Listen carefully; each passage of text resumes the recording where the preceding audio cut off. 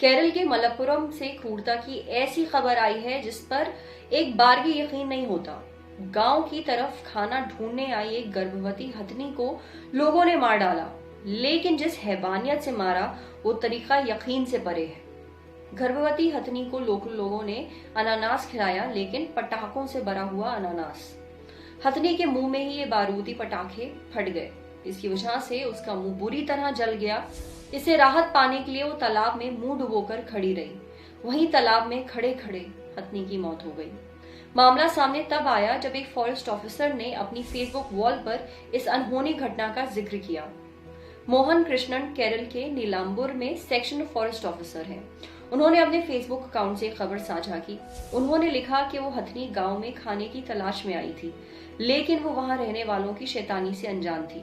शायद उसने सोचा होगा कि गर्भवती होने की वजह से लोग उस पर दया करेंगे। उसे सभी पर भरोसा था। जब उसने लोगों का दिया हुआ अनानास खाया और वो उसके मुंह में ही विस्फोट कर गया, तब उसे शायद ही यकीन हुआ हो कि कोई ऐसा भी सोच सकता है। मुंह भयानक तौर पर जलने की वजह से हथनी गांव में भूखी घूमती रही, क्योंकि वो कुछ नहीं खा पा रही थी। लेकिन इतना सब कुछ होने के बाद भी गांव या उसके आसपास में कहीं भी इस हथनी ने कोई तोड़फोड़ नहीं की, जो कि इस हालत में हो सकती थी। जब हथनी को बचाने पहुंची रेस्क्यू टीम के मेंबर फॉरेस्ट ऑफिसर कृष्णन ने लिखा कि जब मैंने उसे देखा तो वो नदी में पानी में खड़ी हुई थी, अपनी सूंड और मुंह को पानी में डुबोए हुए। वो शायद इसलिए मुंह डुबोकर खड़ी थी क्योंकि उसके घाव पर मक्खियां बैठ रही होंगी।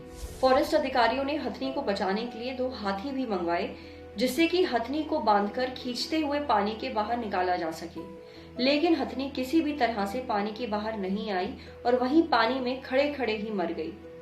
उसे अंतिम विदा देने के लिए अधिकारियों ने हथनी का अंतिम संस्कार किया।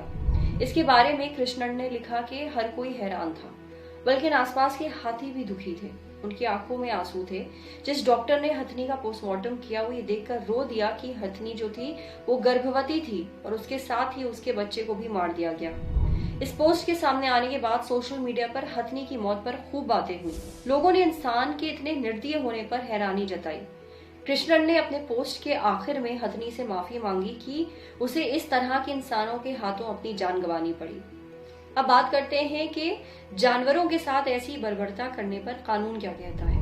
वन जीवन संरक्षण कानून के तहत हथनी के उत्पीड़न पर दोषी व्यक्तियों के खिलाफ कार्रवाई हो सकती है। जानवरों पर हो रहे अत्याचार को रोकने के लिए भारत सरकार ने साल 1972 में भारतीय वन जीवन संरक्षण अधिनियम पारित किया था। इसमें जंगली जानवरों के शिकार से लेकर उन्हें अनावश्यक तंग करने पर जेल और जुर्माने का प्रावधान है। साथ ही आईपीसी के तहत भी अगर किसी ने जानवर को जहर दिया, जान से मारा, तो भी उसको 2 साल तक की सजा हो सकती है।